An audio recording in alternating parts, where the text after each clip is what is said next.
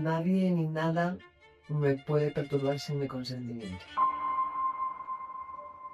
Frase como profe de la importancia de aprender a mirar. Porque siempre que algo no nos gusta hacernos porque nos toca algo. Ha sido una de las cosas que yo más he utilizado en mi trabajo, que es el modelo 50-50. En cada situación y ante cada emoción, yo puedo disparar al de fuera o puedo retirarme y decir, ¿qué me está pasando? Cuando me molesta algo de alguien, ¿por qué me hace eco eso? A mitad de la clase le digo, Alejandro, me gusta mucho cómo piensas. Al día siguiente me llaman al telefonillo y me dicen, sí, soy yo. Soy Alejandro del... ¿Podría salir un momento? Salgo. Y me dice, ¿me puedes repetir lo que me dijiste ayer? En mi vida nadie me ha dicho nada parecido. Mi hijo con 6 años un día le pregunté, ¿ahora estás enfadado? Me dijo, sí. Le dije, ¿cuánto te va a durar? Y me dijo, hasta los 18 años. Y me dije, pues va a ser que no. O sea, te doy 15 minutos. Pero creo que el miedo no puede ser el capitán general de nuestras vidas. Si tú has aprendido a que lo más importante es gustar al otro, y yo entiendo que tengas miedo, nunca permitas que alguien te dé el poder o el valor de quién eres. Bienvenida, Icía Araña, ¿qué tal? ¿Cómo estás? Muy bien, me contenta de estar aquí. ¿Con ganas? ¿Te habían hecho algún podcast alguna vez? No, la verdad es que no. He hecho muchas entrevistas en distintos medios, pero nunca. Pero podcast no. Ya que escucho, ¿eh? Que me he ¿Sí hecho escuchar, sí. Sí, una desgracia porque ya tenía muchas tareas y ahora he encontrado el mundo del podcast y me encanta. Entonces, ¿Sí? bueno, pues utilizo a muchos trayectos, voy a mucho viaje en coche y creo que es un momento que... Sí. Hay muchos podcasts de psicología. Te vas a reír, pero creo que son los que menos escucho. ¿En serio? Sí. Qué chulo, ¿no? Me parece. O sea, creo que escucho, pues te diría de todo, desde modo avión, que es gente muy dispersa, o sea, no voy a decir nombres, igual no es correcto en el Bueno, momento, pasa ¿no? nada, sí. Pero escucho gente que llega a personalidades de todo el mundo, Todo. sí. Ajá. Y yo siempre he dicho que creo que tengo un rasgo que es la curiosidad. Vale. Siempre, cualquier cosa que he escuchado, o desde que era niña, yo recuerdo que tenía un cuaderno con 13 años y una frase, o leía algo, o alguien me decía algo que me impactaba, necesitaba escribirlo. Uh-huh. Y a día de hoy, con la edad que tengo, sigo haciendo lo mismo. ¿Así? O sea, escucho a alguien o leo una frase en un libro y la apuntas. Y la apunto. Y la Y te la traslado guardas. a un cuaderno. Vale. Pero luego eso tiene eco, porque yo estoy siempre en contacto con muchas personas. Vale. Y bueno, ahora hablaremos de eso, ¿no? Pero tengo un ámbito profesional que siempre ha estado vinculado a personas. Creo que cuando era niña siempre tenía claro, o sea, nunca supe a qué me iba a dedicar, pero sí que me iba a dedicar a algo que tuviera que ver con las relaciones. Y entonces creo que puedo utilizar cualquier cosa que yo aprendo, la puedo utilizar y compartir con alguien que le va a servir. Uh-huh.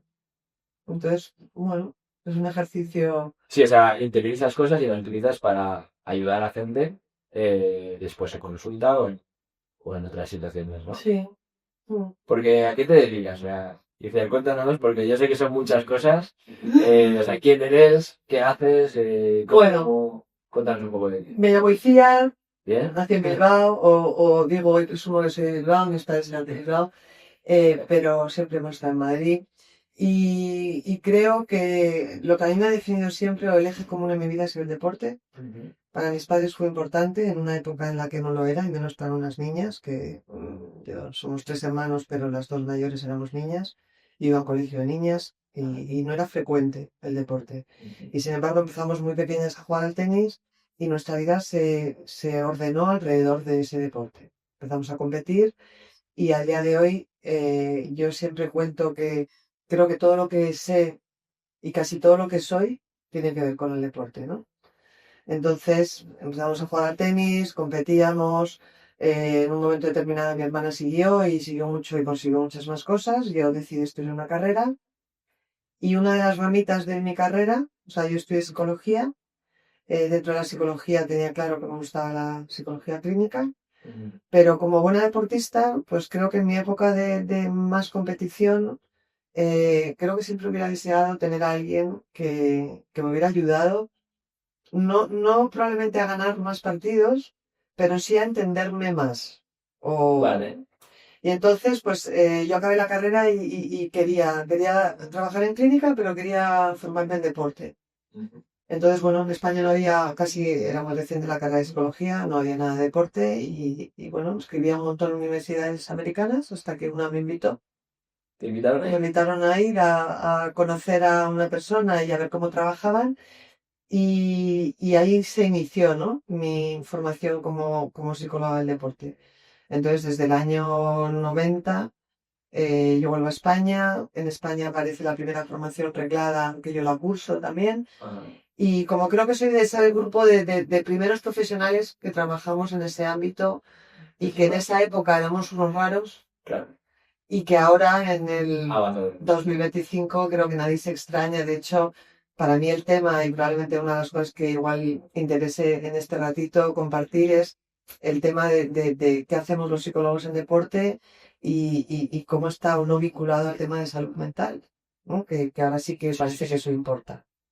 Importa mucho y era uno de los temas que quería tratar, porque claro, estás en contacto con muchos deportistas, con personas que eh, tienen mucha exigencia, mucho compromiso con sus disciplinas, con sus áreas, y me ha gustado la historia que contabas, que justo te nace porque cuando tú te dedicabas al deporte, sentías esa necesidad a lo mejor de tener una persona que te ayudara a entenderte, a entender cómo te sientes cuando estás jugando, cuando estás haciendo deporte. Y, y para ti, como dices, el deporte te ha dado significado a tu vida, ¿no? Absolutamente. Y además, fíjate, Jaime, yo muchas veces doy formación a técnicos que ha sido una parte también importante del desarrollo de, o sea, que hace un psicólogo del deporte, y igual empiezo por ahí. En la psicología del deporte hay como tres áreas. Hay un área que es la de iniciación y formación, ¿Vale? que es cómo deben de ser los técnicos o cómo debemos enseñar el deporte. Para mí fue clave que en mi etapa de inicio de deportista los dos pilares más importantes tuvieran tan claro lo que tenían tan claro, que eran los técnicos y mi familia, ¿no? Es decir, nunca fue más importante que yo ganara un partido a quién era yo. Por lo tanto, creo que tuve buenos modelos. Cuando yo ahora veo muchas veces deportistas, creo que tanto el conocimiento o la formación de los padres como de los entrenadores no siempre está a la altura de cómo ha evolucionado la sociedad. Pero Sí, es un ámbito, sí, ahora hablaremos de eso, pero es un ámbito muy claro el de qué tengo o qué me gustaría a mí enseñar a técnicos que están en la iniciación. O cuando hablamos de chavales y de jóvenes promesas, qué cosas tenemos que tener en cuenta. Entonces, hay un área de la psicología del deporte que es esa. Luego hay otra área que es la de la salud, es toda la gente que dentro del mundo del deporte está trabajando en gimnasios, con adultos, el deporte popular, los médicos, los psiquiatras, porque recomendamos una actividad física. Entonces ahí hay un montón de cosas que puede aportar un psicólogo. vale. Pero es un ámbito de salud. Voy a mejorar tu salud, que es salud física y salud mental. Y el tercero es cómo un psicólogo puede ayudar en el alto rendimiento. Es decir, cuando llega una persona que ya está hecha y que es un deportista de alto nivel, pues igual que hace físico y trabaja y tiene un nutri y tiene un preparador físico, pues Sí, está la parte mental. Entonces, para mí, probablemente una de las cosas más importantes es separar lo que es un niño que compite y que lo hace muy bien y tiene mucho talento y está en formación de lo que es un deportista que ya es de élite vale. y que puede mejorar ciertas habilidades. Vale, pues podemos empezar por la primera. Si quieres, vamos por lo básico, un niño, desde lo más, digamos, prematuro, cómo se trata, cuéntanos un poco por ahí, luego ya pasamos a la élite cuando ya son deportistas, ya formados, ¿no? Por decirlo. Vale. Bueno, yo te decía antes que para mí, y creo que el deporte siga presente en mi vida, es porque la forma en la que yo lo viví fue buena. Creo que cuando alguien tiene una mala experiencia no vuelve a practicar ese deporte. Y que esa experiencia tenía que ver con mis técnicos, porque creo que en los técnicos deportivos hace falta compromiso y hace falta saber la labor de educar. Y para mí la educación implica dos palabras, que es exigencia y afecto. Vale. Yo digo que hay malos educadores que son los que exigen y no te quieren, o los que te quieren y no te exigen. Tienen que ir las dos. Tienen que ir las dos. Tienen O que sea, ir para las mí, dos. en cualquier contexto educativo, y ahora me he ido de repente a mi rol en la universidad, Vale. es exigencia, creo que he sido una profe dura, pero creo que una característica buena o mala mía ha sido que me han importado los alumnos. Vale. Siempre. O sea, no ha sido típica que exigías, pero es en plan, tráeme los ejercicios y ya está. No, a mí un alumno siempre me decía, cuando tú preguntas qué tal estás, es que te interesa saber qué tal estoy. Y he dedicado muchas horas a tomarme cafés con mis alumnos, a hablar Sí. con ellos, a acompañarles, sí. Y luego a clase, ha A sido... muerte, ¿no? Sí, a muerte, ¿no? Y sobre todo cuando sabes que la gente pueda. O he intentado no confundir, que es lo que te iba a contar ahora, de que creo que ahora estamos viviendo un momento un poco confuso, ¿no? De que querer significa permitir todo. Entonces yo puedo querer a un alumno o yo puedo querer acompañarte, pero no voy a hacer la tarea que tienes que hacer tú, no te voy a pasar por alto cosas que creo que no se pasan por alto. Vale. Entonces yo tenía esos técnicos que me querían, que me exigían, Ujú. que era yo más importante que ganar un partido, y entonces para mí fue una buena guía. Ujú. Entonces, ¿qué pasa ahora? Que yo creo que ahora estamos en ese momento donde parece que se exige mucho, pero no se respeta nada. A veces el valor no está en quién eres, sino en lo que haces. Eso pasa mucho, ¿no?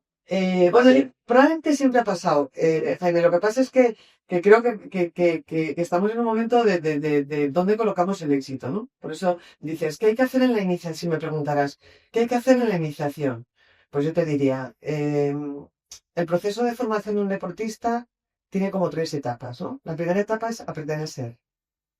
O sea, es cuidar cómo es un niño, cuáles son sus características, qué le gusta y le disgusta, por qué está aquí, quererle incondicionalmente. Es como cuidar a la personita, Vale. estar atento. La segunda etapa es enseñarles a ser un jugador o enseñarles a ser deportista. Vale. Es cuando ya un niño en vez de hacer 3 deportes hace uno y ya lo hace más veces y ya empieza a competir. Entonces, ¿qué significa ser jugador? Pues para mí entran ahí valores ya de responsabilidad, de disciplina, de esfuerzo, de compromiso, de fair play, de deportivo. Y ahí, para mí, fundamental es entender el significado de éxito y fracaso. Vale, vamos a entrar ahí. O sea, para mí, cuando una persona ha entendido bien eso, crece y cada vez que gana o pierde, no está en juego su vida. Solo es un partido. ¿Y qué es el éxito y el fracaso? ¿Cómo se entiende? ¿Qué es el éxito y el fracaso? Yo siempre explico esto en los cursos y se ríen de mí los alumnos, porque yo les digo, si yo fuera futbolista sería Sergio Ramos. Y te explico por qué. Porque Sergio Ramos falla, olvidándonos de cualquier otra connotación, Ujú. mi razón de por qué elijo eso es, Sergio Ramos falla un penalti y en el siguiente partido, y además lo falla, lo tira a la luna, hay 200.000 imágenes, programas, memes, Sí, lo sacan, ¿qué TikTok, tal? y en el siguiente partido pide el balón para volver a tirarlo. Entonces, para mí el éxito tiene que ver con coherencia entre lo que piensas, lo que sientes y lo que haces, Vale. pero siempre está vinculado a atreverse.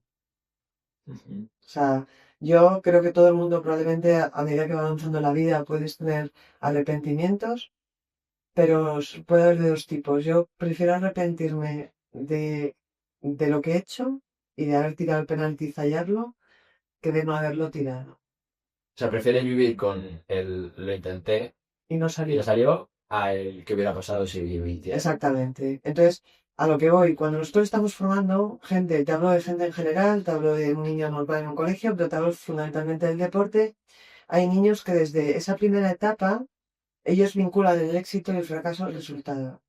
Vale. Por lo tanto, desde muy pequeños pueden aprender a engrandecerse porque son buenos o empequeñecerse Claro. porque son malos, que eso les lleve desde a abandonar o a aprender erróneamente. ¿Qué quiere decir aprender erróneamente? A tener miedo.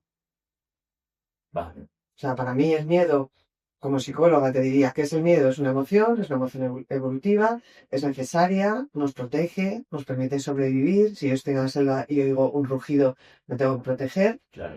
Pero hay un miedo que no es evolutivo, hay un miedo que es aprendido. Vale. Si yo estoy en una pista de tenis y tengo miedo porque hay una pelotita amarilla que puede entrar o no, esto no viene. Son traumas. Bueno, O sea, ese miedo se convierte en traumas. Que tú arrastres hasta el futuro, o sea, cuando ya eres muy mayor, o no tiene por qué. ¿Sabes lo que pasa? Que ahí teníamos que meternos mucho en que, o sea, un miedo es una emoción, Vale, un trauma es algo más complejo. ok, Creo que todas las personas tenemos traumas, pero algunas son traumas con T pequeña vale. y hay otras personas que tienen traumas con T más grande. Y de nuevo, lo que nosotros trabajamos o lo que hago yo en mi trabajo es ayudar a que una persona entienda el origen de su comportamiento y muchas veces está vinculado a eso, pero no para quedarse ahí, Vale. sino para poder, es como si hago un paralelismo con algo físico, hay una psicóloga que es muy buena que tiene un libro que dice las cicatrices no duelen. Para mí un trauma es algo que te deja una señal y tienes una cicatriz que es un recordatorio de que una vez tuviste una herida ahí, pero la tocas y no duele. Claro. Y en cambio hay otras veces que tenemos heridas que no se cierran y pasan 20 años No y sé. no se cierran y siempre están con push. Entonces, para mí ese sí que sería el concepto ya no de trauma pequeño o grande, sino de algo que te está condicionando tu vida. Sin embargo, si me dices trauma es miedo, no, probablemente cualquier trauma genere miedo. Vale. Pero el miedo, yo te he dicho, el miedo es algo que tiene que ser, que tiene que estar presente en la vida, porque si alguien no siente miedo, creo que es un imprudente o un kamikaze, pero creo que el miedo no puede ser el capitán general de nuestras vidas. No te puede frenar. Y para muchas personas creo que es el capitán general. Sí, o sea, el mayor problema es que el miedo nos frena Muchas veces sí. y por eso no o sea, entonces para el éxito sería saber superar ese miedo y atreverte, ¿no? Bueno, como te he comentado, para mí éxito es primero que este vínculo, o sea, para mí hay dos tipos de personas, las personas que siempre están temerosas, de con distintos niveles de miedo, pero siempre con y si me equivoco, y si no sale, y si no le gusta, y si se enfada, y si. Y hay otras personas que están en el lado de voy, ¿dónde hay que ir? ¿No? O sea, Vale, no sé, a mí me llamas para esto y lo único que se me ha pasado por la cabeza es, no he hecho nunca uno que es menudo reto, ¿no? No me sale decir si sale mal o no gusta o no. Pero igual que me meto en una pista de tenis, ¿no? Hay gente de mi equipo que me dice, claro, eres aquí tan tranquila con tus raquetas. Y yo, ¿me pongo a venir? O sea, con la edad que tengo, o sea, a sufrir. O sea, vengo a pasar un rato, hago deporte, tengo un reto, no me gusta perder, ni a las chapas, me peleo conmigo misma, me puedo enfadar después, pero me dura un rato. Claro. Pero lo que no hago es cuestionarme yo. O sea, yo no voy a ser mejor o peor Porque sería porque gane o pierda. Vale. Y eso lo puedo trasladar a cualquier acontecimiento de mi vida. Vale.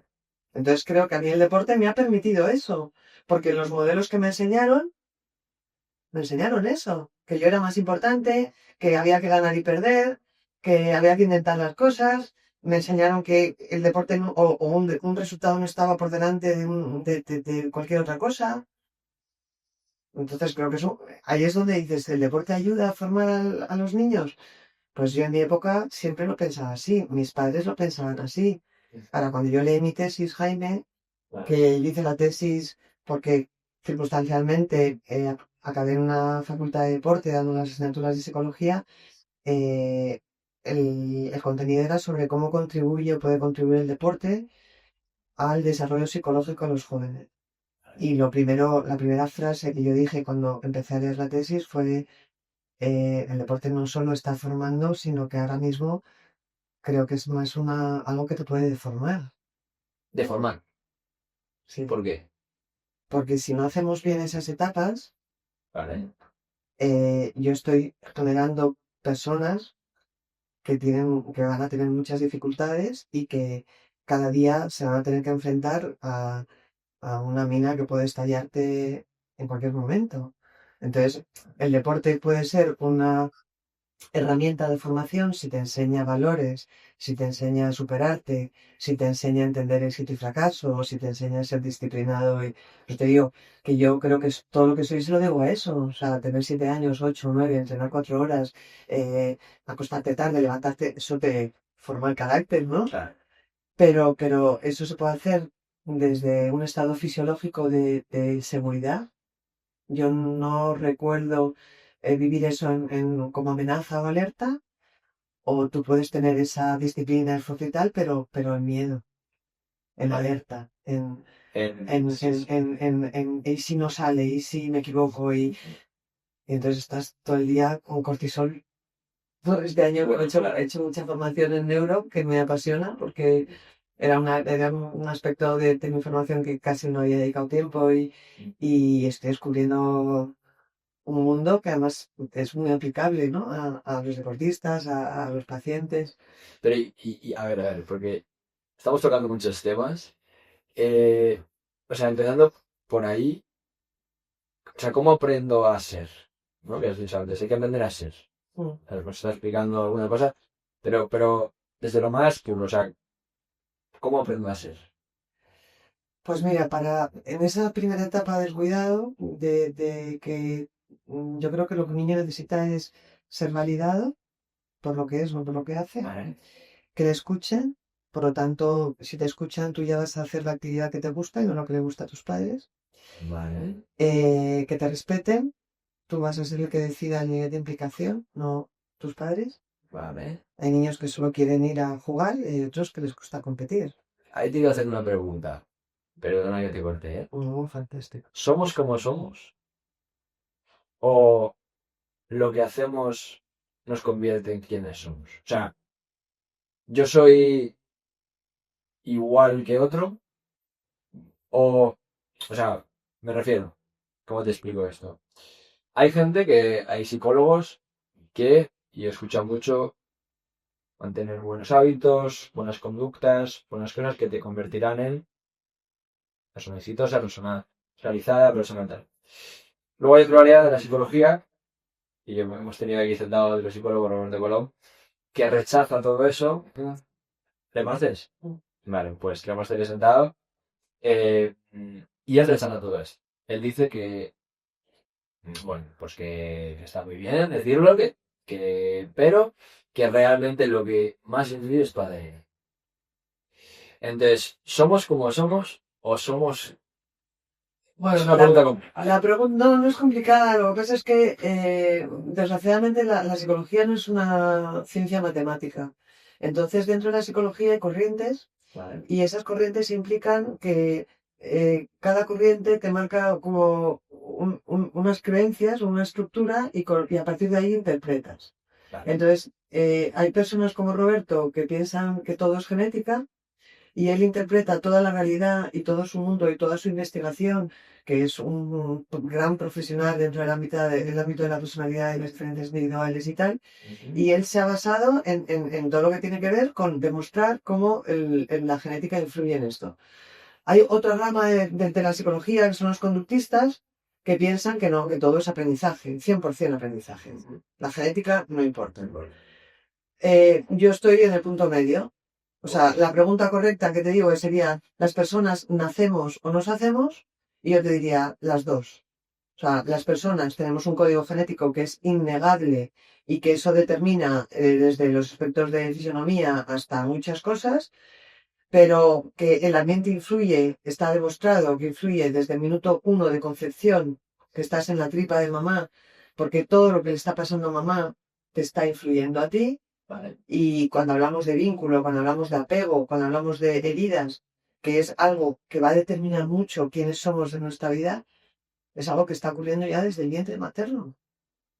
Entonces, para mí, y yo no tengo la verdad absoluta, ¿no? Pero por eso te digo que dentro de la psicología, pues es que tenemos distintas formaciones. Yo no tuve una formación excesivamente conductista, o si la tuve, la he rechazado bastante, porque ahora voy en deporte, lo que más hay es conductistas, porque trabajo con la conducta deportiva, se aplica la técnica, quieres un resultado, pero como yo venía y mi formación previa no fue el deporte, o sea, el deporte fue la clínica, yo me formé en humanismo, en integrativo, en emociones. Vale. Y entonces, soy atípica porque a mí cuando me viene un deportista, yo no veo una conducta, Jaime, veo una persona. Vale, no hablas de persona y de conducta. Y entonces no puedo trabajar solo con la conducta dañada. Con lo cual, siempre que alguien viene, lo primero que tengo que dar es como explicaciones de no sé qué necesitas, pero si lo que necesitas es que alguien te enseñe a relajarte, no soy la persona, mi trabajo es más lento, Vale. Yo necesito primero que trabajemos con autoconocimiento, luego yo digo son las 4 A's: autoconocimiento, aceptación, autocuidado y autorregulo. Es decir, yo la regulación es lo último. Y ya el último paso. Tú vas a aprender a respirar cuando entiendas todo lo demás. Ahora, si no trabajamos nada, claro que yo te puedo sentar y te enseño a respirar, pero no sería el CIAN entonces. Ya. Porque lo que yo quiero es que tú entiendas por qué te ahogas. Vale. Entonces un trabajo más lento, más largo. Yo llevo con deportistas 9 años. 9 años. Con las gemelas de pádel que se retiraron el año pasado estuve a 11 o 12. Vale. O sea, hay veces que haces intervenciones cortas, pero hay veces que no sé, a mí una de las cosas que más satisfacción me pueden producir, Jaime, es con un deportista que, digamos, me has enseñado, me has ayudado a competir mejor, a crecer como deportista, pero sobre todo me has enseñado a mí como persona, ¿no? Claro. Y a mí eso me produce satisfacción. Creo que me produciría mucha tristeza si me dijeras, no me has hecho ganar, pero me encuentro igual de mal, ¿no? Vale. Esto es una cosa que también pasa, ¿no? Gente que gana mucho, que llega a posiciones muy altas, de fama o de éxito profesional, pianistas, cantantes, músicos, artistas, pero se sienten vacíos. ¿Cómo lo explicamos? ¿Cómo explicamos esto? O sea, ¿cómo explicamos que una persona que tiene todos los millones que tiene, Ponemos todo lo que, perdona, que te he hablado de millones, no son solo millones, sino todos los datos que quiera, todo lo que quiera prácticamente, estar sentado con el rey, estar sentado con, yo qué sé, con un empresario, estar sentado con cualquier persona, querer cualquier plan, cualquier persona tiene acceso muchísimo más sencillo que el grueso de la población.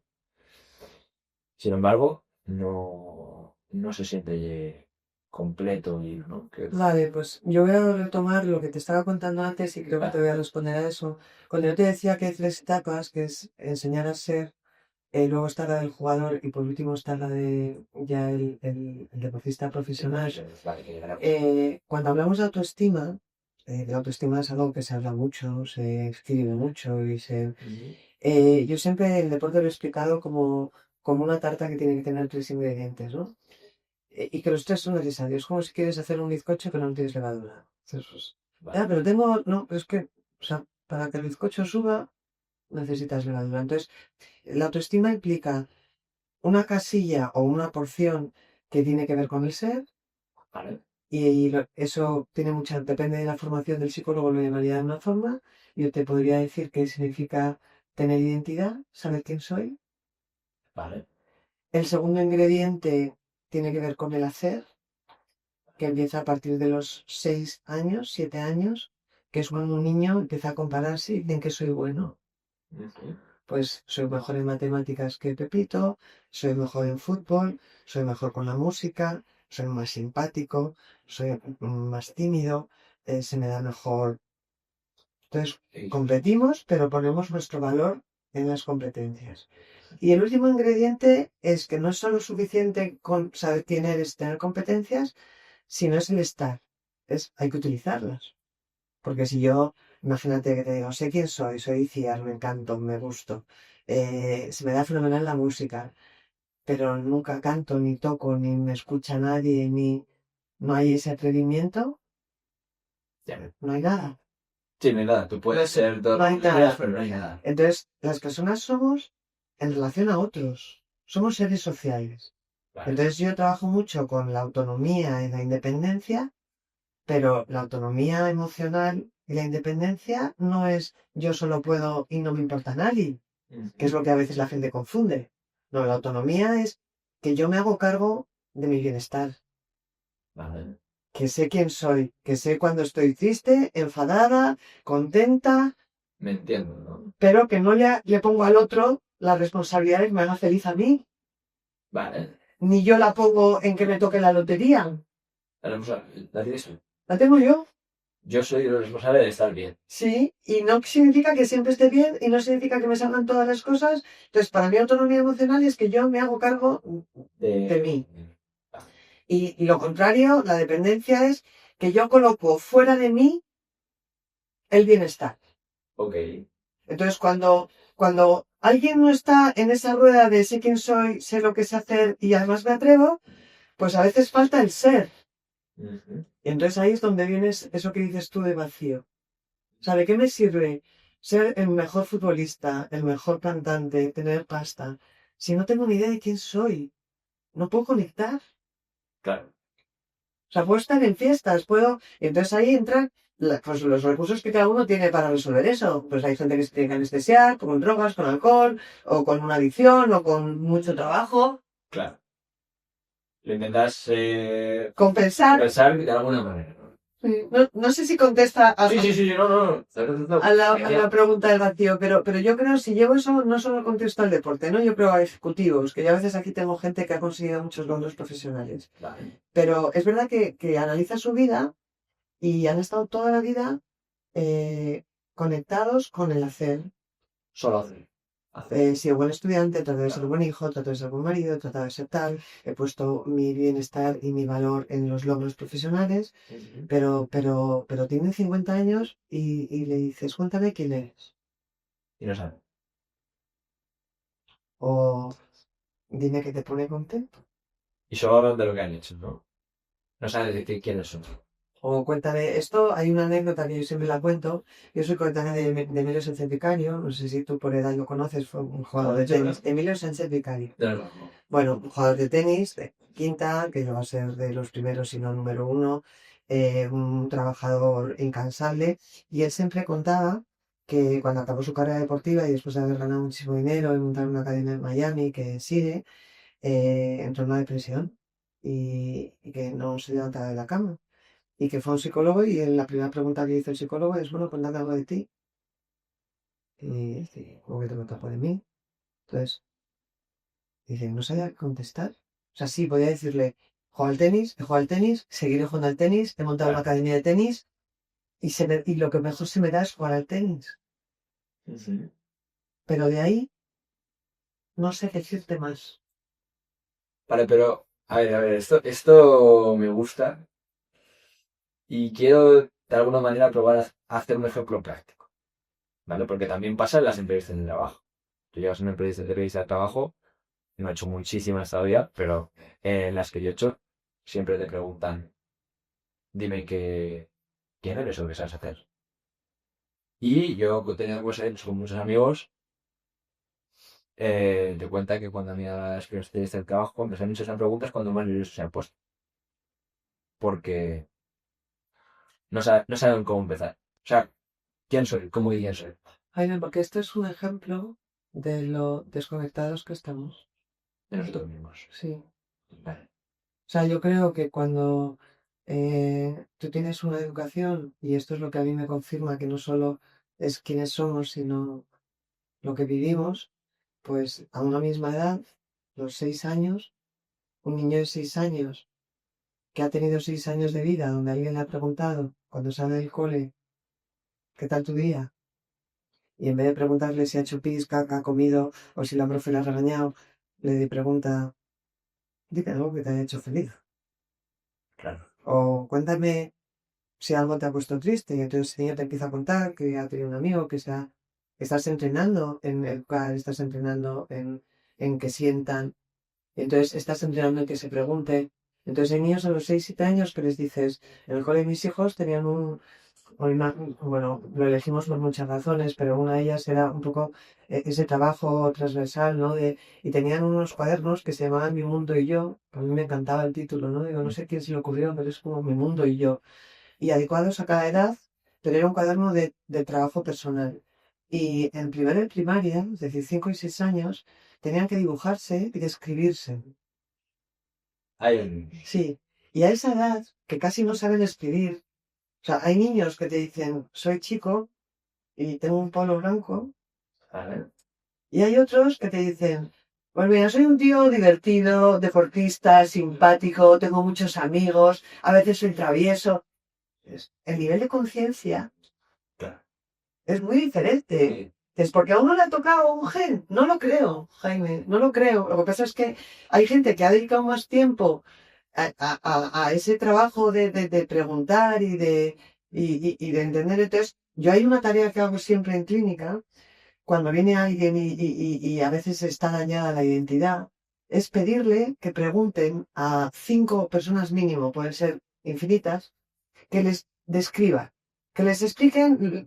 La pregunta puede ser, dime qué te gusta de mí, puede ser, dime cosas porque claro, hay alguien que viene a veces devaluado, está muy tentado de pedir, dime, y según a qué pregunta le van a decir cosas malas. Entonces a veces yo oriento y digo, di que te digan las cosas que les gusta de ti, las cosas que te han elegido con amiga Pero es buscar a personas que te describan, a veces es solamente que te describan, que te digan. Entonces hay gente que pone adjetivos, hay gente que hace una redacción, hay gente que... Las personas somos muy distintas, ¿no? Claro. Lo que sí que te puedo decir es que para muchas personas esa tarea es un tesoro. Porque, Que les hagan eso es un tesoro para ellos. porque de repente tienen que ver escrito ¿Qué es eso? quién soy yo. Vale. Porque luego ya no trabajas solo, sino trabajas con qué es lo que más te ha gustado, qué es lo que menos te ha gustado, Vale. por qué. Que generalmente yo siempre digo, o como... Claro, vamos saltando, párame si soy dispersa, ¿eh? No, tranquila. Pero como profe, siempre, bueno, como profe y como persona por mi trabajo, pero como profe, creo que siempre me ha importado tratar de sacar, yo he entendido un alumno como un diamante en bruto, y a veces es muy bruto, pero he entendido que nuestro trabajo es descubrir el tesoro, ¿no? Y siempre he dicho mucho una frase como profe de la importancia de aprender a mirar. Vale. Y la importancia de que como profe no es válido solo lo mío, sino que tengo que intentar entender al otro, ¿no? Entonces, te cuento esto porque lo vinculo con lo de preguntar. Decirle a un tío muy brillante, muy listo, que saca sobresalientes, qué listo eres, es algo que le caracteriza, pero que él ya sabe, que además le define. ¿Y qué más no le impacta? Pero decirle a alguien, como me pasó a mí una vez con un alumno, rastas, estatus, mayor que el resto, estaba en primero, y igual tenía 26 años. Ujú. Y en mitad de la clase le digo, Alejandro, me gusta mucho cómo piensas. Un respingo. Pero yo sigo mi clase. Y al día siguiente me llaman al telefonillo y me dicen, sí, soy yo. Soy Alejandro del... ¿Podría salir un momento? Salgo. Y me dice, ¿me puedes repetir lo que me dijiste ayer? ¿En serio? Y le digo que me gusta mucho cómo piensas. Me dice, sí, eso. Le digo, es que me gusta mucho, Alejandro, porque tu forma de preguntar o tu forma de estar en clase. Y me dice, perdón por la expresión, bueno, no voy a decir la palabra, en mi vida nadie me ha dicho nada parecido. Para mi padre era un vago, para mi madre era un desastre, he repetido esas veces en mi vida. Entonces yo ahí le dije, a ver, no te vengas arriba, porque yo te estoy hablando de cómo piensas, pero igual luego como alumno eres un café, ¿no? Pero sí, me gusta mucho cómo piensas. Nos hemos tomado un café y luego yo le preguntaba, Alejandro, ¿y nunca en todos los años que tú has estado escolarizado, en las veces que has repetido, nunca ha habido un profesor que te haya mirado? Me hacía así. No, es que era un desastre. Y yo ya lo sé, seguro que sí. Pero para mí eso es ser docente. Vale. O sea, para mí es no solo reconocer que no me gusta este alumno, intentar entender por qué no me gusta, porque no voy a ir aquí de... O sea, hay alumnos que terrorizan, si no me gustan. Pero mi trabajo es intentar entender qué me pasa con esta persona, por qué no me gusta. Mira. Porque siempre que algo no nos gusta hacernos es porque nos toca algo. Claro, entramos en un tema chulo, ¿eh? Siempre hay Si te esto. toca es porque algo, Es porque toca algo mío. algo te mueve ahí. Algo toca. Porque si no, yo que una señora se ponga un gorro azul con flores verdes, no me afecta. Pero si me pone nerviosa es porque me está tocando alguna pieza mía que igual es que no me atrevo a hacerlo mismo, no lo sé. Está despertando con algo. Me toca, me hace espejo. Entonces yo siempre, cuando me molesta algo de alguien, la primera cosa que me tengo que preguntar es, ¿Por qué no es? ¿por qué me hace eco eso a mí? Entonces, por eso te digo que a mí hay algunos que no me han gustado, pero me hacía esa pregunta, porque eso me permitía acercarme a ese alumno de otra manera, porque al final mi objetivo es que ese alumno aprenda, yo que me guste. Entonces, tratar de colocarme ahí me ayudaba a veces a el típico alumno que te provoca, que no te gusta, que no está haciendo las cosas.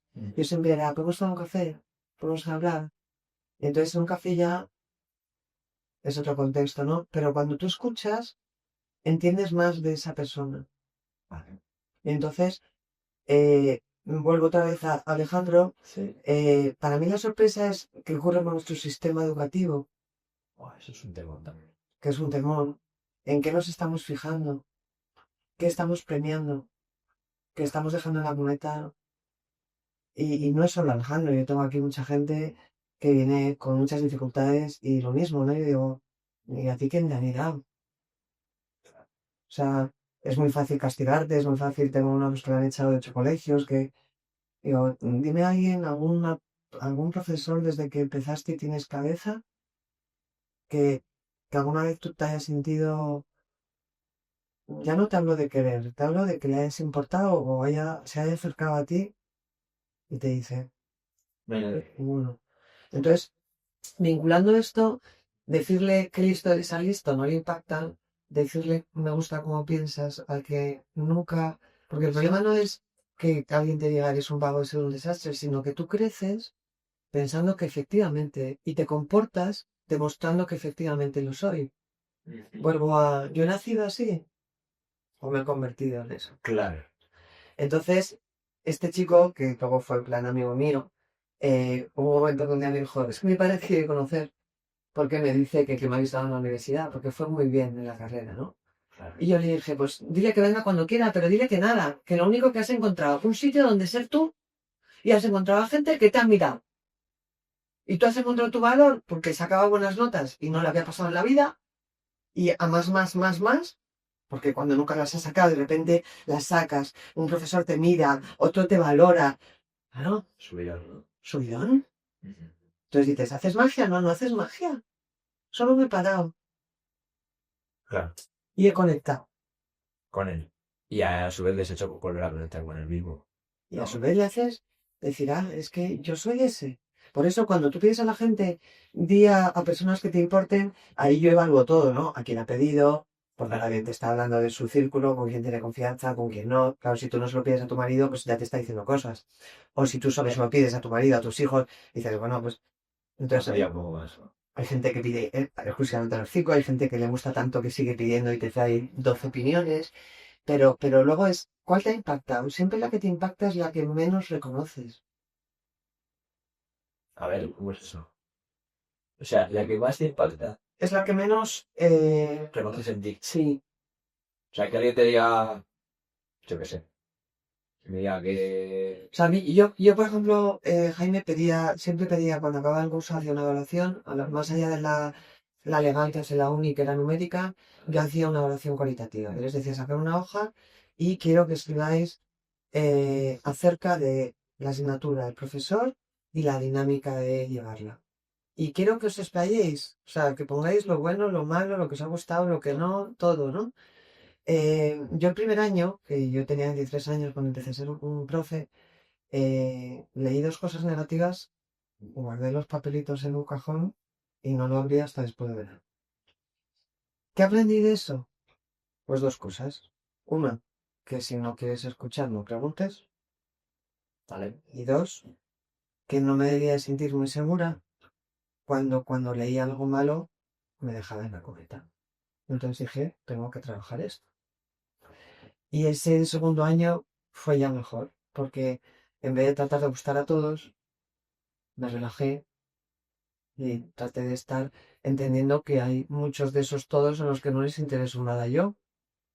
Vale. Y entonces estuve más tranquila, no estuve en cortisol todo el rato, ¿no? Pero cada año que he hecho eso, 35 años siendo docente, cuando yo leía, y era una tarea que me ha gustado, salvo ese primer año, siempre iba a ver qué cuentan los alumnos, ¿no? Las cosas que yo ya sabía no me impactan, sea, a mí que algún alumno me diga, soy exigente, eres comprometida, te curras las clases, haces muchas prácticas, nos ha molado esto, lo sé, Claro. ya lo sé. Eso a ti no te toca. O sea, no me gusta que la gente se vaya contenta. Prefiero leer eso a que alguien me diga, no me gusta nada de tu asignatura. Que también hay gente que te dice, no me ha gustado nada tu asignatura, ¿no? Y yo he escuchado con cara de póker y lo he respetado y he dicho, y lo único que te puedo decir es que lo siento. O sea, que espero que sepas que yo no me pongo en casa diciendo, voy a ver cómo hago algo que no le guste nada.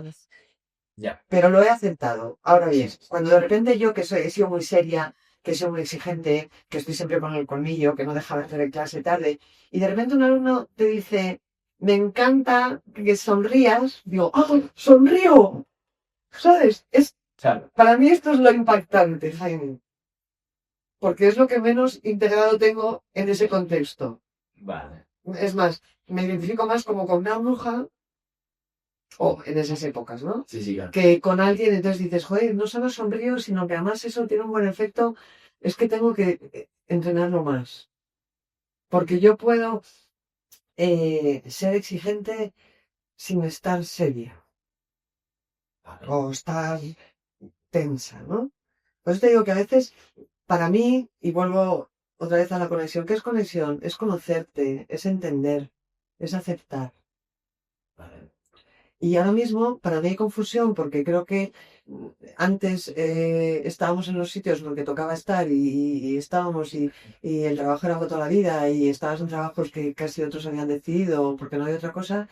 Y ahora hay un abanico tan grande de elección y unos mensajes tan contradictorios entre lo que debo y lo que me apetece que viene el lío. Sí. Porque yo Bueno, después... de hecho, hemos tenido una conversación un poco por esa línea, cuando me has preguntado antes por la música y tal, entre lo que debo, me hace vivir y tal. Y no es incompatible. O sea, yo lo que trato de explicar es que no se trata de... O sea, yo creo que ahora hay gente que está vacía en todos los ámbitos y en todas las edades porque no ha conectado y ya si hablamos de adultos, porque han puesto todo en trabajar 14 horas al día. Vale. Y entonces nos hemos ido al extremo de mucha gente joven ahora de, no, yo no quiero trabajar, Ya quiero yo vivir. quiero vivir, quiero disfrutar, quiero ser happy. Y entonces, para mí también es incorrecto. O sea, para mí lo correcto es decir, bueno, yo te tengo que enseñar que no puedes ser productivo trabajando 14 horas porque vas a pinchar y porque vas a ser poco eficaz, pero que se puede ser productivo y eficaz teniendo una vida equilibrada entre lo que te gusta y lo que toca hacer. Vale. A mí hace poco me trajo un niño de fútbol, de un equipo importante, no voy a decir cuál, 8 años, me ha hablando con él y tal, me dice que ha repetido curso y le digo, ¿qué tal las notas están? Y me dice, me han suspendido 8. Le digo, ¿estás contento? Sí, ¿eh?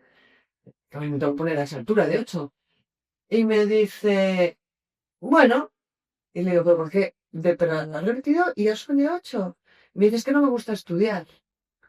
Y le digo, ¿y tienes un libro que ponga que no hagas nunca lo que no te gusta? Porque yo no tengo ese libro.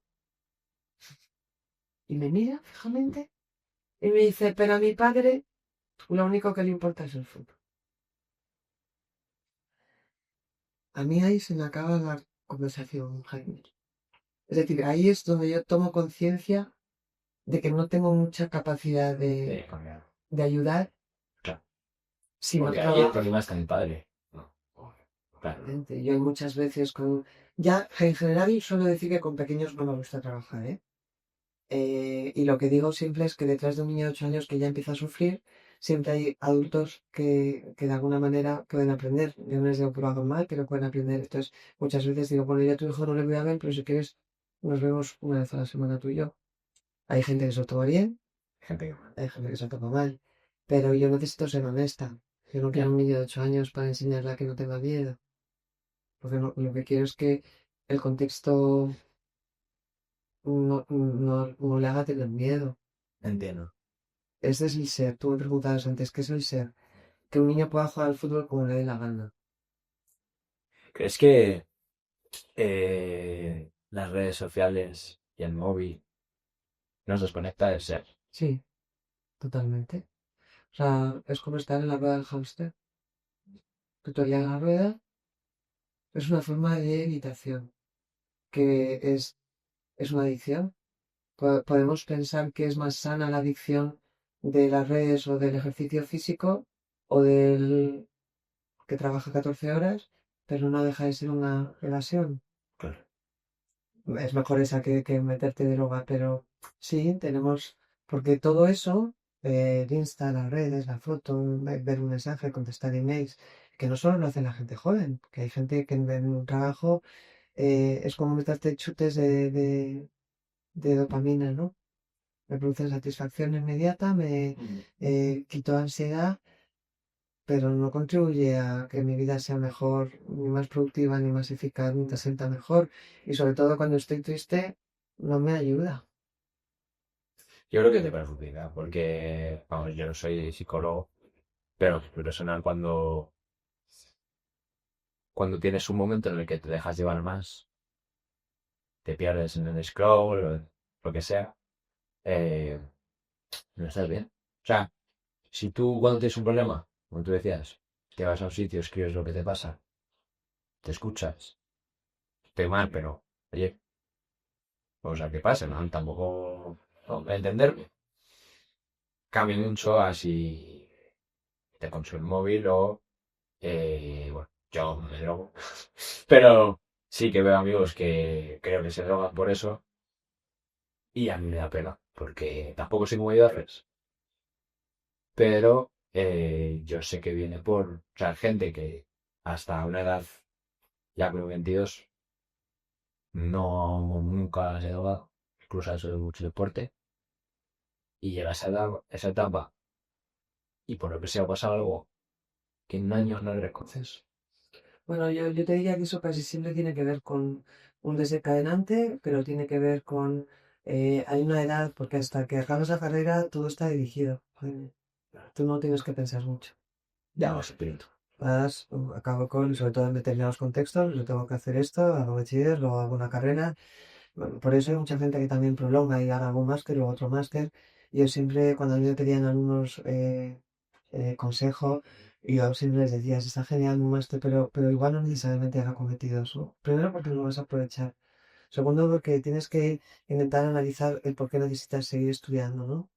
Porque creo que es como prolongar la angustia que me genera el vacío, ya tengo que decidir. Entonces yo decía, yo hice un máster en psicología del deporte, pero muchos años después de acabar mi carrera y porque quería específicamente eso, ¿no? Entonces, bueno, hay veces que uno está desconectado y no sabe manejar emociones y entonces busca una forma de evadirse. También hay otras cosas que es el modelado, que es lo que hace todo el mundo. O sea, yo como todo creo que las redes no son malas o buenas en sí mismas, es el uso. El uso que le das. Y como todo, en el uso está el tiempo. Claro.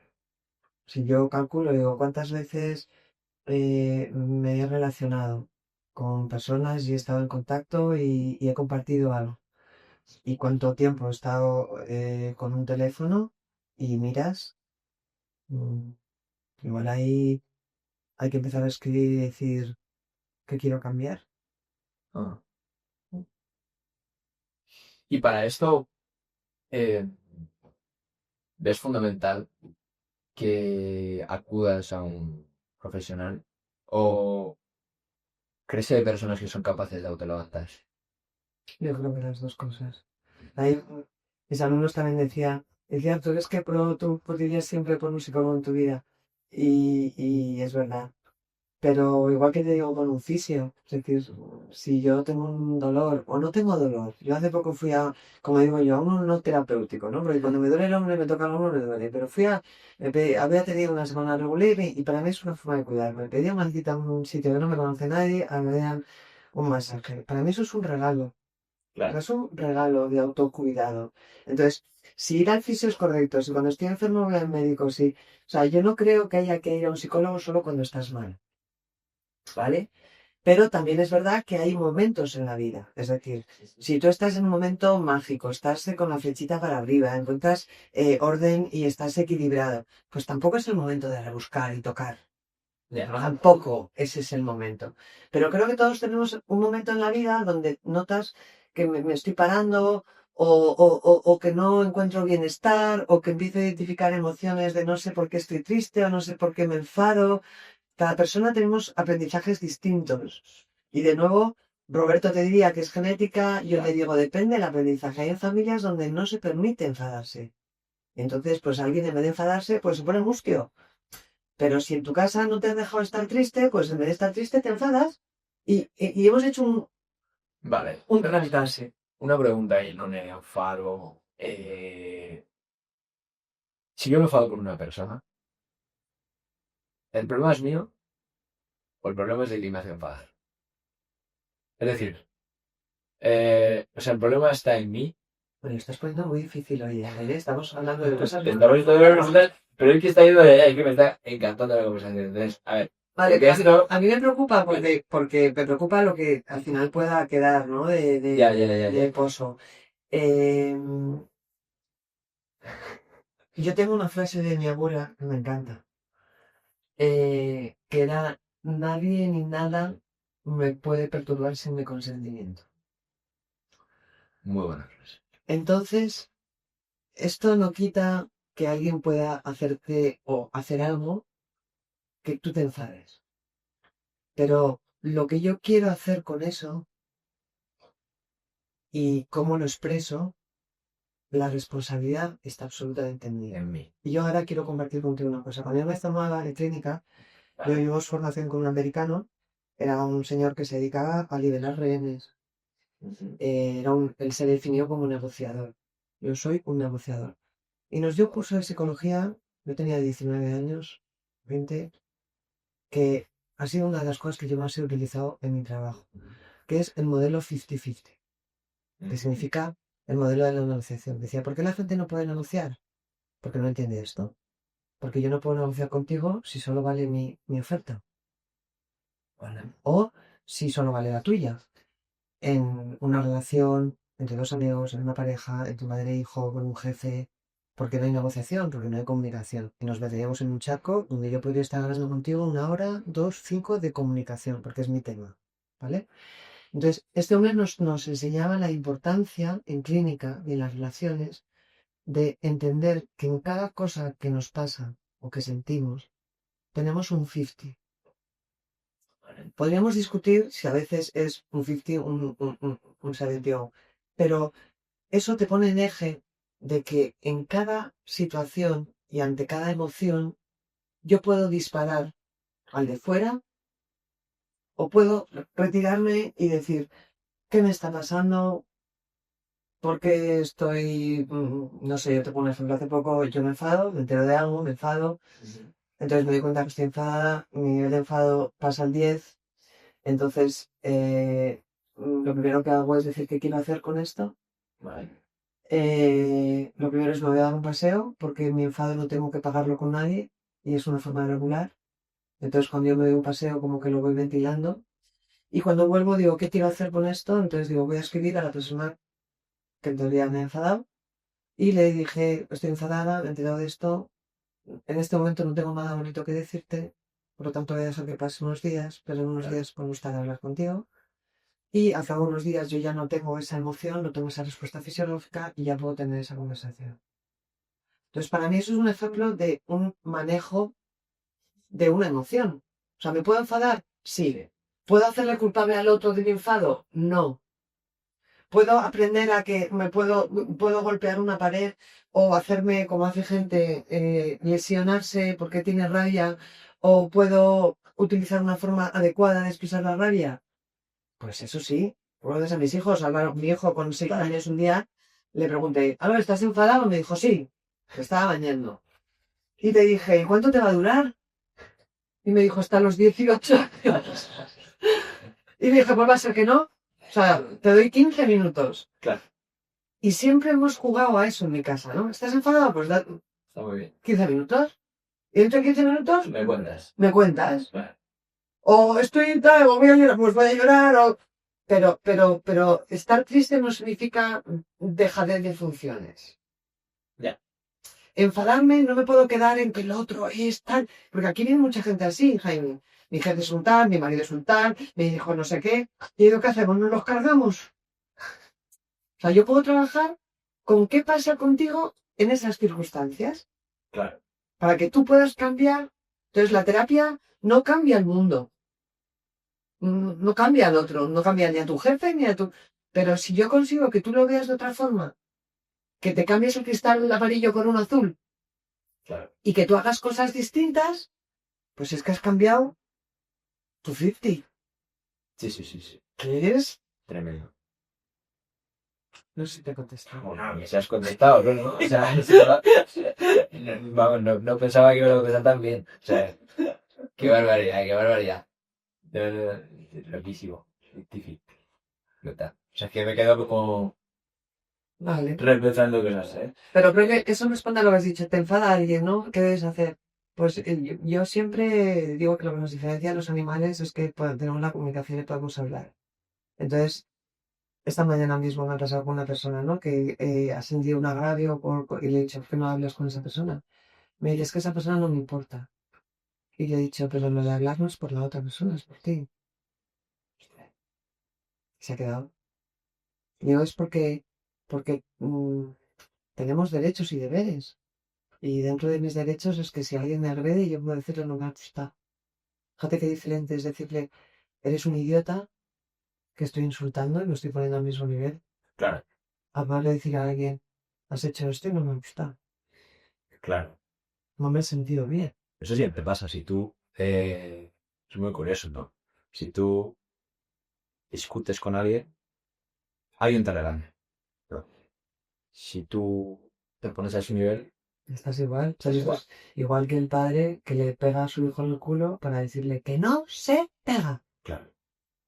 Pues le estás pegando tú, ¿no? O sea, Entonces, yo creo que todas las cosas que estamos hablando, Jaime, desembocan en lo mismo, ¿no? ya. O sea, la importancia de hacer ese proceso de entender quién soy, cómo siento, el siguiente paso que implica aceptar, porque todo el mundo puede darse cuenta en el transcurso de tu vida que hay cosas de ti que no te gustan. Y hay gente que se pasa toda la vida peleada con eso, y eso significa que no lo ha aceptado.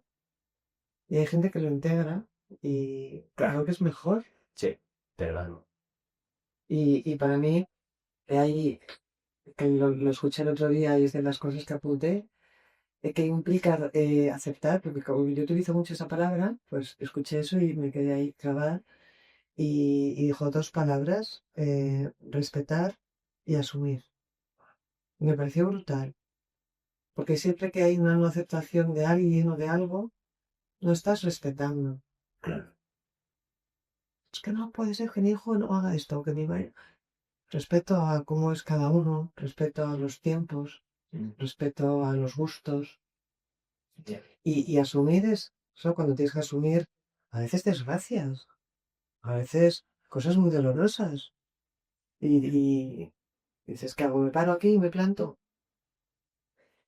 Hablando de esto, oficial, quiero preguntar algo más personal. Hablando de cosas difíciles. Yo sé que en un momento te toca hacerte cargo de una empresa. En un momento de tu vida en el que a lo mejor, bueno, antes vamos a hablar, ¿no? No te apetecía a lo mejor o tú nunca te has interesado por eso, pero pasas en un momento en el que te toca entrar ahí, ¿no? Y hacerte cargo. Tampoco quiero ir demasiado, No, estoy pero, problema. pero cuéntanos un poco qué pasa y cómo afrontas esta etapa en tu vida, porque igual, cuando tratas a otra persona, igual es más fácil ver, pero cuando te pasa a ti, no sé, no sé cómo has afrontado esto. Bueno, yo ahí te puedo, lo primero que te diría, te voy a contar algunas cosas, ¿no? Lo primero es agradecer siempre a que se cruzara en mi vida una persona cuando yo tenía 18 años, que fue mi terapeuta y fue mi mentora, y fue y ha sido mi guía hasta mi etapa adulta, hasta el COVID, que es cuando ella falleció, ¿no? Porque, igual que he dicho que creo que todo lo que soy o hago tiene que ver con el deporte, tiene que ver con el deporte y con las guías que yo he tenido en mi vida, ¿no? Vale. Entonces esta persona fue una de ellas. te digo eso porque creo que cuando a mí me van pasando cosas en la vida, como a todo el mundo, de nuevo las puedes afrontar con más o menos herramientas, que no te hace mejor o peor, que volvemos a decirte que se cree mejor o peor, no es mejor o peor, en un momento dado tuve una cajita con más herramientas, ¿no? Entonces, es verdad que yo, bueno, pues en la línea de lo que estábamos contando, yo había decidido que me encantaba la química y el deporte, no había decidido que iba a ser profesora de universidad, pero como no había mucha gente, te contaba que era de las pioneras, pues surge una facultad privada y hace falta un psicólogo del deporte y empiezo a ser docente, pero es lo único en mi vida que yo no planifiqué y de repente me veo dando clases, entonces yo tenía mucho trabajo. Siempre me he sentido afortunada porque trabajar en algo que te gusta es brutal. O sea, yo a día de hoy no pienso jubilarme, sigo aprendiendo y no pienso dejar de trabajar. Esas tres cosas las tengo claras. Entonces, ¿qué pasa? Que de repente diagnostican una enfermedad a mi marido y yo me quedo viuda en 1 año y medio. Entonces ahí hay dos cosas. Por un lado, toda la parte emocional y lo que es sacar adelante a tres chavales. Y yo ahí cuento con ventaja. O me siento con ventaja porque primero tengo un trabajo personal y segundo, yo perdí a mi padre con esa edad. Con lo cual yo sabía lo que no quería hacer. O sea, no sabía lo que iba a pasar, pero sí lo que no iba a pasar. Por lo tanto, creo que desde el primer momento yo me focalicé muchísimo en cuidarme yo para poder cuidar, Vale. porque si yo no estaba bien, no podía cuidar. Y por otro lado, tomar decisiones respecto cuando tú tienes una pérdida de ese calibre, aparte de que se te mueve todo el suelo, las condiciones económicas varían y entonces yo empiezo a mirar de reojillo la empresa y tengo que decidir qué hacer con ella. ¿Mm? Como te he comentado al principio del podcast, creo que siempre he sido más de voy a dar el paso adelante y me voy a atrever, me atreví, cuando lo pienso, no sé cómo, porque las situaciones eran muy regular y me metí con todo. Y yo a día de hoy puedo sentirme muy orgullosa de que eso saliera muy bien, pero podía haber sido que no. ¿No? Entonces dices, gestión, pues te diría que la parte más importante es la de cuidado. La segunda parte de autoconocimiento es saber qué sé hacer y qué no, y reconocer que de presa no sabía nada y que tenía que poner mucha energía en hacer un gran equipo. Vale. A día de hoy me siento súper orgullosa del equipo que tengo. Ahora mismo la empresa ha crecido, tengo más de 120 trabajadores fijos y muchos discontinuos, pero la empresa rula porque ese equipo que hice la hizo rular. Vale. Entonces mi responsabilidad ahí fue las personas a las que elijo y las decisiones que tomo y la responsabilidad de que la empresa vaya bien en el día a día es de ellos. Claro.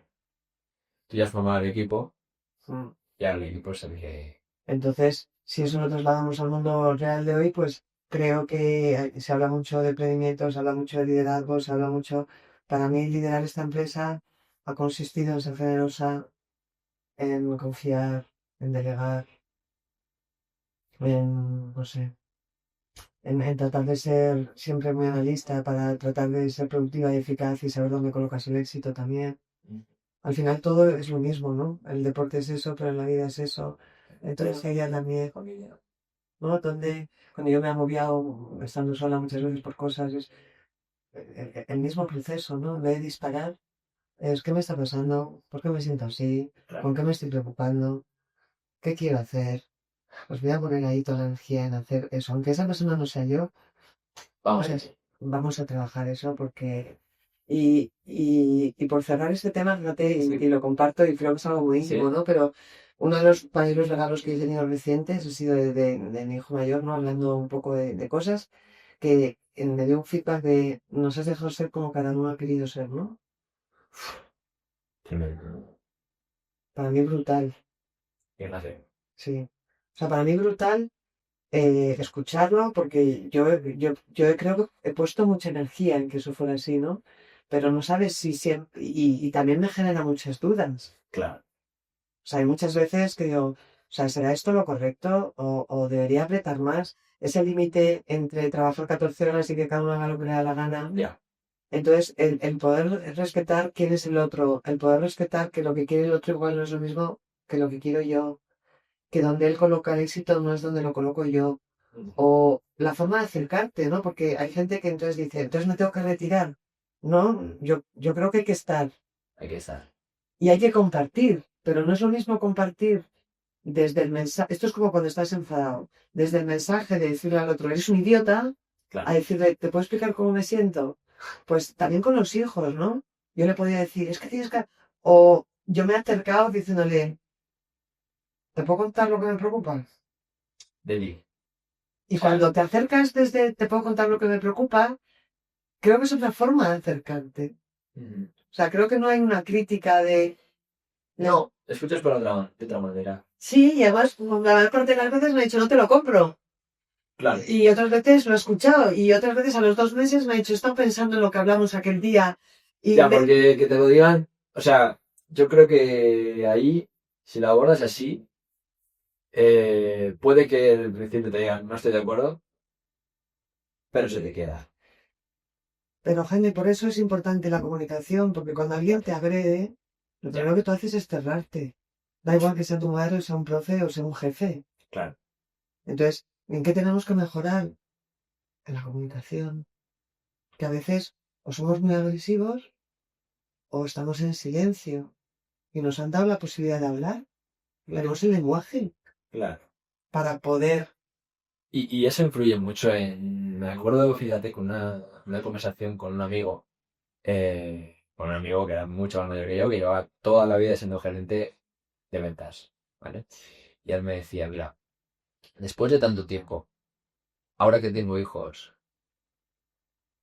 de las ventas he aprendido que depende de cómo tú regañes a tu hijo, va a reaccionar de una manera. Y me pone un ejemplo muy sencillo, ¿no? Sale de fiesta, yo le he dejado volver hasta las 3 y él ha vuelto a las 6. En vez de llegar y decirle, pues eso, echarle la chapa, cómo se te ocurre, tal y cual, no sé qué, hizo todo lo contrario. Ese día, hasta la mañana siguiente no le dijo nada a él. Y cuando se levantó le dijo, ¿puedes venir a la sala? Siéntate, vamos a ver.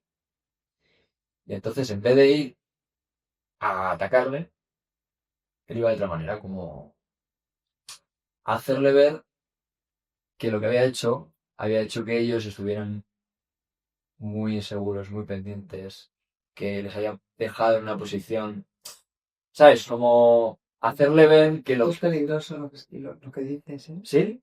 Mm. Te explico. A ver, para que igual no está bien. A ver, está muy bien y yo te estaba escuchando con atención la parte de un poco el diálogo socrático, de en vez de ir a saco, ir a través de preguntas de ¿qué ha pasado? O sea, tenías una hora y has venido más tarde. Me gustaría que me lo explicaras. Creo que es una forma de acercarte Bien. muy diferente Ah, a... claro. Pero ¿por qué te digo que es peligroso? Porque entre lo que yo hago, que no hemos hablado, pero yo me formo en una cosa que se llama análisis transaccional. El análisis transaccional habla de todo lo que hemos estado diciendo hoy. Primero habla de que la comunicación es una transacción entre dos personas y me pidieron hace unos años que escribiera un capítulo en un libro sobre habilidades sociales y yo me di cuenta de que no podía hablar de las habilidades sociales o interpersonales, sí, interpersonales, si no hablaba antes de las intra, ¿vale? Porque la comunicación que yo estoy teniendo contigo empieza con la comunicación que yo tengo conmigo, ¿no? Entonces, el análisis transaccional es lo que a mí me ha formado como clínica y tiene herramientas, tiene como técnicas y tiene un concepto que se llama juegos psicológicos, que es un juego de roles en la comunicación. Vale. Entonces, no sé si es fácil, me vuelvo a asustar por el contexto en el que estamos, pero en diferenciar entre voy a aceptar mi 50 en un problema que yo tenga contigo o voy a intentar trasladarte a ti la responsabilidad de mi 50. Entonces, cuando un padre le dice a su hijo que el problema de que llegue a las 6 es que él está mal, Claro. y está preocupado y está victimizado, lo que está haciendo es que su hijo se sienta culpable Ah, y se sienta responsable de de, la felicidad. de su padre. Entonces pueden pasar dos cosas. Si el hijo tiene una parte muy rebelde, está muy adolescente o muy desconectado o muy enfadado con la vida, le va a entrar por aquí, le va a salir por aquí, pues te amargas porque eres un idiota. Claro. Y si no tiene esa parte rebelde y tiene una parte más sumisa y una parte más dependiente y conecta con soy mal hijo y qué malo soy egoísta y hago sufrir a mis padres y tal, va a enganchar en culpa. Ya. Pero yo todo el rato te estoy hablando de autonomía, de que tú no eres capaz de generarme a mí eso. Claro. Es decir, yo no puedo justificar algo que tengan que hacer otros porque me van a hacer sentir bien o mal. Cuando yo pongo un límite, me da igual a un alumno, a mi hijo o a un paciente, en primer lugar es porque el límite es importante para mí. Ya. A mí hay gente que me dice, es que la gente no respeta límites, ¿no? Vamos a reflexionar sobre cómo los pones. Bueno, claro. En mi universidad había gente que decía, es que los alumnos no respetan la autoridad. Y yo le decía, pero la autoridad no es algo que me den los alumnos a mí, es algo que yo siento, que la tengo yo, que es mía. Claro. Entonces, yo nunca, Jaime, te prometo, en 35 años, he sentido que no era autoridad. Nunca. Y yo era normativa y decía, "Ay, a los 5 minutos no entra nadie". Y acababa el curso y había algunos que me decían, a mí no me gusta tu norma. Y digo, está bien, no te he preguntado. O sea, no te he preguntado si te gusta y no me importa que no te guste. Solo necesito que la cumplas porque o sea, el profe soy yo y las pongo yo. Pero en buen tono, sin enfadarme. Entonces, para mí eso es autoridad, que yo sienta la autoridad de que puedo poner normas y que no necesariamente tienen que gustar y que tengo que saber qué hacer en caso de que no se cumplan, que esa es la otra parte de la autoridad. Ya. La autoridad no es que yo te mato si no lo cumples. Entonces, yo siempre he dicho, no pongas normas si no las puedes cumplir. Yo nunca he puesto una hora de llegada a mi casa. Vale. Primero, porque nunca me las pusieron a mí. Segundo, porque siempre me ha dado más preocupación el que vengan acompañados que vengan a la hora que yo decido. Claro. Tercero, porque si hablamos de educar en responsabilidad, yo tengo que formar eso desde muy pequeños a que sean responsables. Entonces, cuando empezaban a salir y había que negociar de que, ¿a qué hora te parece bien? O sea, les pasaba a ellos La responsabilidad. la responsabilidad. Entonces, ¿a mí qué más me da que llegar a las 12 o a la 1? O sea, yo he tenido alumnos que me han dicho, mi padre me ha dicho a las 12 y yo estoy a menos cuarto abajo y estoy en el portal para fastidiar. O sea, a mí eso me parece horrible, Jaime. Claro. Porque ni aprendes responsabilidad, estás siendo reactivo, vas a incumplir o no en función de que estés enfadado. No, yo quiero que aprendas Claro. a ser responsable. Ahora, ¿por qué pongo la norma de no puedes entrar? Por dos razones. Porque quiero que aprendas la importancia de la puntualidad. Porque para mí es muy importante. Claro. Pero sobre todo porque a mí me distrae. Ya. Y me molesta estar en una clase ¿Y qué que cada 2 minutos entran, saludan, se chocan, hablan de lo... Entonces yo digo, ¿cómo me puedo proteger de esto? Pues no entra nadie. Y mi punto. Pues yo no puedo decir, el alumno es que no respeta la autoridad. No, si la autoridad es mía. Igual que los límites los pongo yo. Yo no puedo decir, es que claro, es que entran en mi jardín y rompen las flores, las arrancan. Pues igual tienes que poner una valla o un cartel de no se tocan las flores. Pero no puedo quedar sentado diciendo, es que todo el mundo rompe mis flores. Si yo no hablo. Claro. Claro, claro. Entonces, por eso, o soy agresiva O soy. o me callo. eh, Entonces, por volver a un tema que me voy todo el rato, No, cuando tú le dices a tu hijo que te ha hecho sentir mal, creo que no estás haciendo que él aprenda y lo que estás generando es que se sienta mal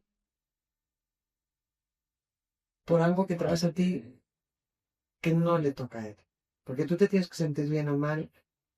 El otro día oí otra frase que me encantó y es, cuando tú te haces cargo del problema de alguien, tú aumentas tu malestar y no disminuyes nada el malestar del otro. claro. Y esto es lo que hacen a veces algunas personas, ¿no? O sea, hago mío el problema del otro, me lo pongo aquí, me siento mal, me enfado, me angustio. Y tampoco se lo quitas al otro. No le añades. Claro.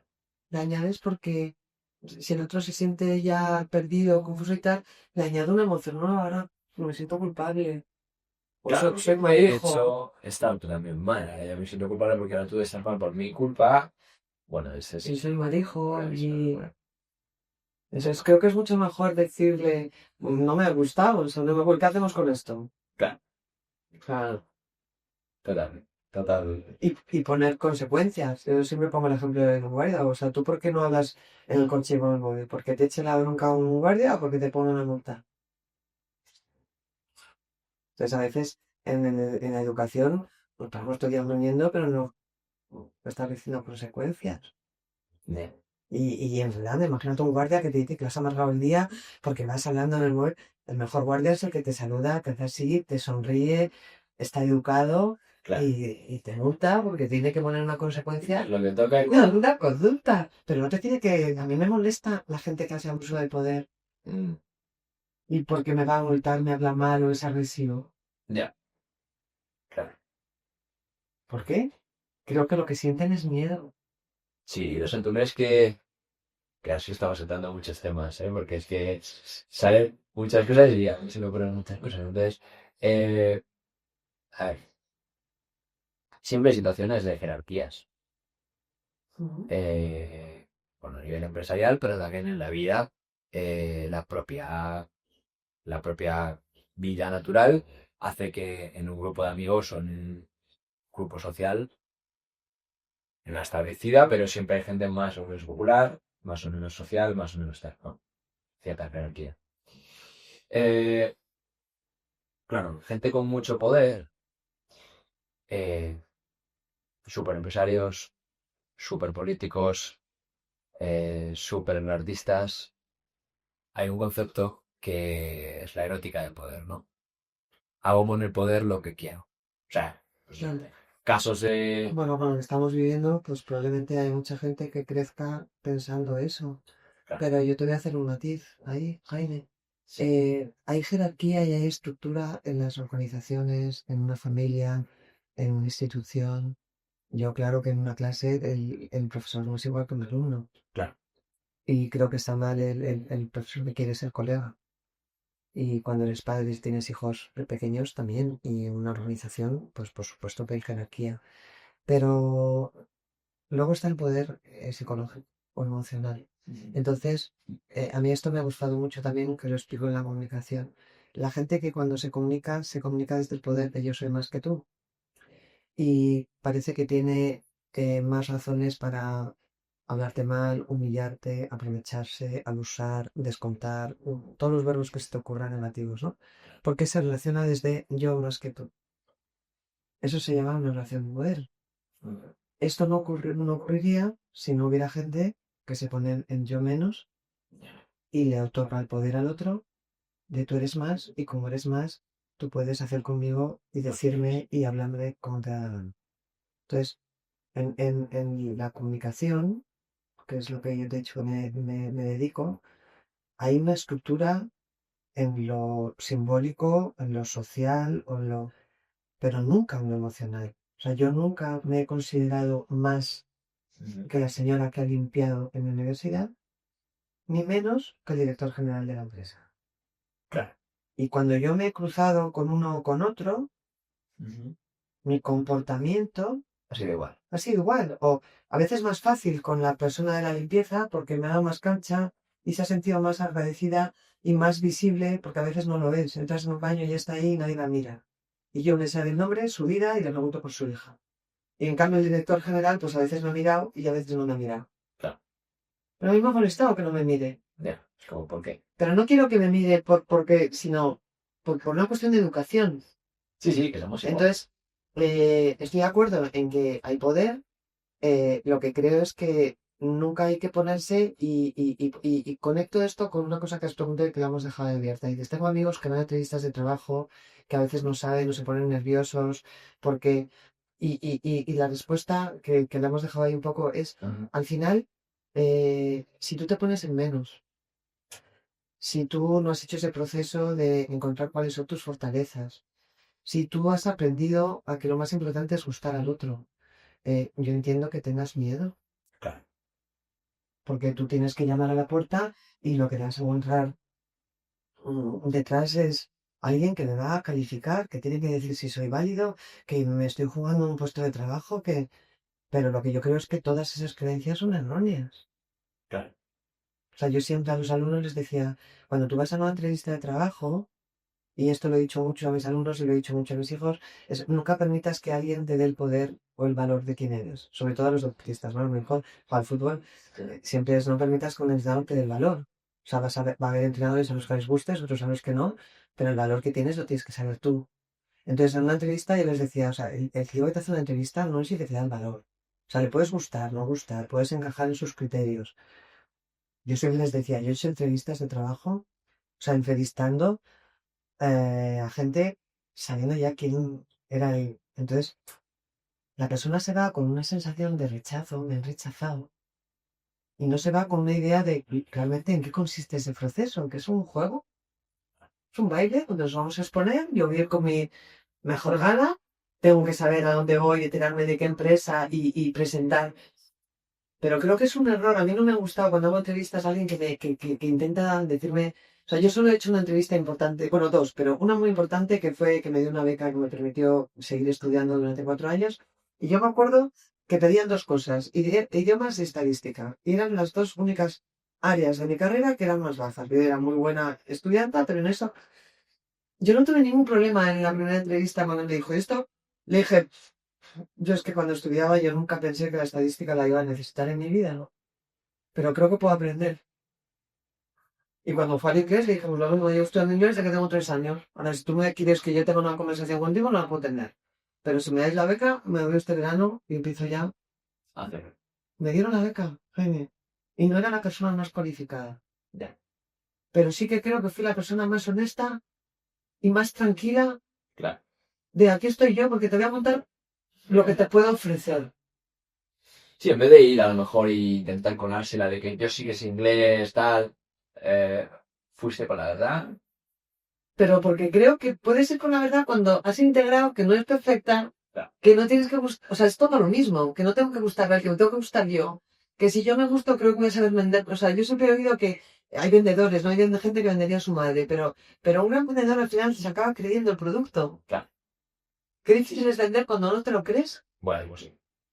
Entonces imagínate vender cuando tú no confías en ti y cuando no sabes ni qué te hace bueno. ¿Quién te hace bueno? Claro. Y cuando alguien te pregunta, dime tus fortalezas, ¿sí? Claro. Entonces creo que es mucho mejor. Yo sé hacer esto y en esto no, pero hay cosas que hay que aceptarlas, pues si soy bajo, y hay cosas que se pueden remediar. Creo que tengo capacidad para decir, pues a esto no le dediqué tiempo y no me gustaba, pero si esto, que era una beca de investigación, necesita estadística, yo tuve una beca 5 años maravillosa que me permitió muchas cosas. Brutal. Brutal. No, no, brutal porque lo estará abierto. Lo verá mucha gente joven que probablemente esté en esas sensaciones de entrevista de trabajo, de unas entrevistas, primeros puestos. Y yo creo que es para inspirar el ver que, bueno, pues que tú lo conseguiste así Yo les y que diría, somos humanos y no somos un currículum. yo les diría siempre, y además eso ha cambiado tanto, Jaime. O sea, en nuestra época cogían currículums y gente con expedientes, el mundo ha cambiado y la digitalización y el chat GPT, que ahora va a sustituir a muchas que necesitan de las personas competencias emocionales, capacidad de tomar decisiones, un montón de habilidades que no están en un currículum.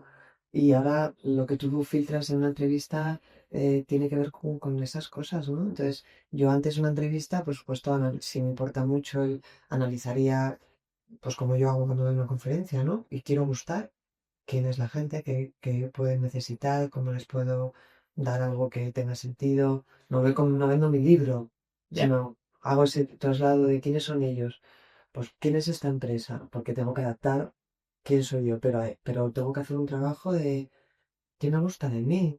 O sea, qué me hace valioso o sea, porque estos tíos pueden ser unos sortudos por cogerme a mí, ¿no? Yo te iba a decir que la segunda entrevista que hice, que luego ya no he hecho más en mi vida, fue en la uni, y, y yo me acuerdo que me sentí mal en la entrevista, porque me hicieron sentir como menos, no tenía departamento de recursos humanos, me hicieron los dos jefes, yo era muy jovencita, y me vacilaron un poco, ¿no? O sea, no me hicieron sentir mal de tratarme mal, pero un poco, ¿sabes?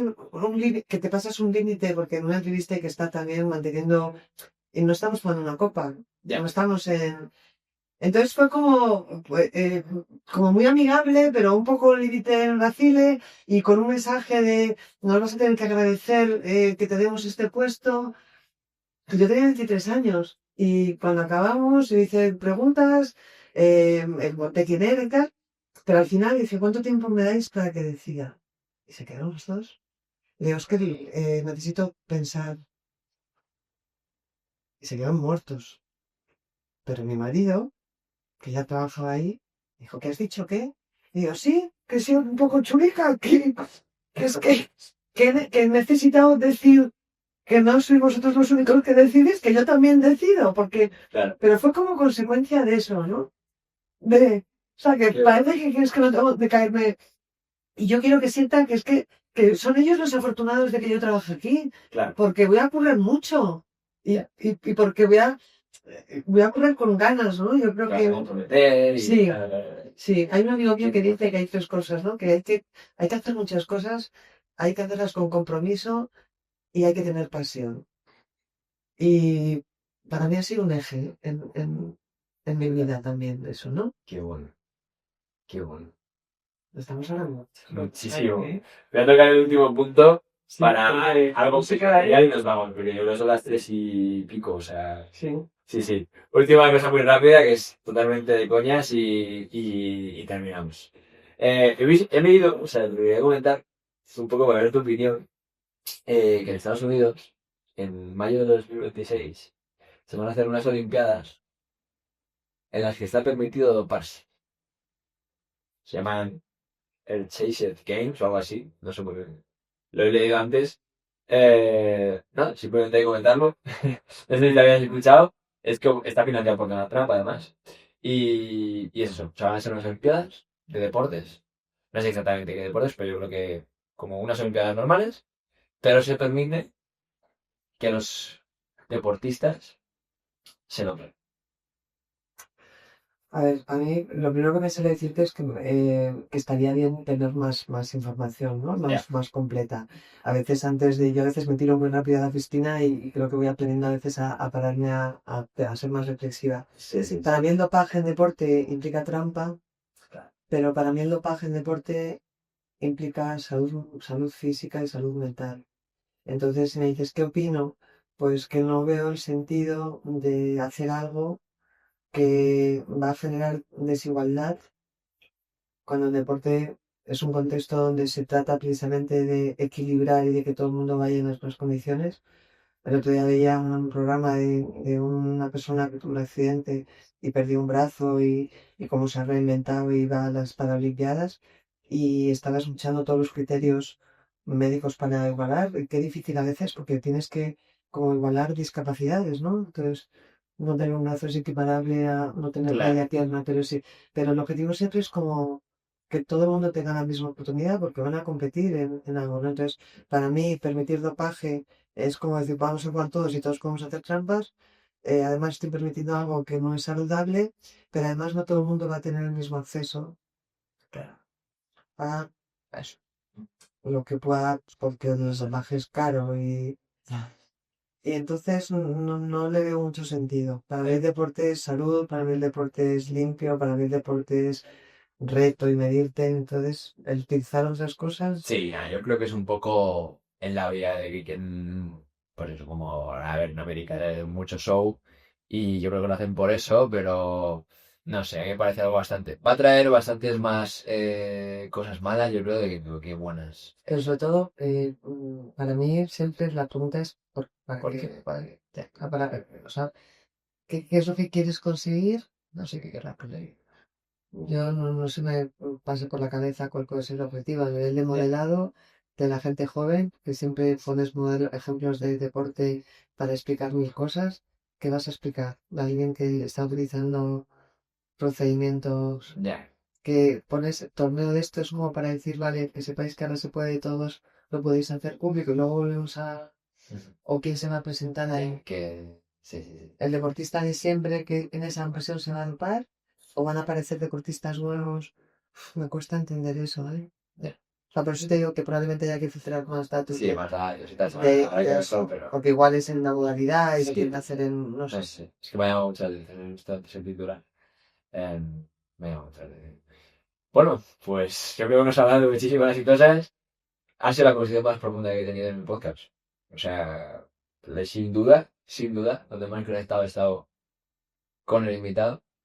Qué fuerte que- Y... Espero no que sé. está a gusto. ¿Sí? ¿Tú has estado a gusto? Sí, La pregunta es si te has estado a gusto. absolutamente. A mí siempre la preocupación es esa, ¿no? Y pues en los cursos, porque en la formación que doy a veces tocamos cosas muy profundas y siempre me genera esa duda, ¿no? Cuando me voy, de la gente está aquí, está 5 horas, con qué se ha quedado, entonces como que necesito ir muy despacito y siempre con mucha recogida, Claro. pero es verdad que tengo un contexto donde luego evalúo, tengo 5 horas, hago alguna práctica, pero aquí como Ya. hemos disparado, Con libre, sí. pero sí, yo estaba a gusto, estaba conectada, porque creo que, bueno, también tiene mucho que ver con cómo soy yo, cómo estoy yo ahora, ¿no? Sí, sí, sí. Y siempre cuando no lo estoy, pues necesito como volver. Redirigir. Total. Bueno, Iker, pues muchas gracias Un por placer. tu tiempo. Un placer. Que te vaya muy bien.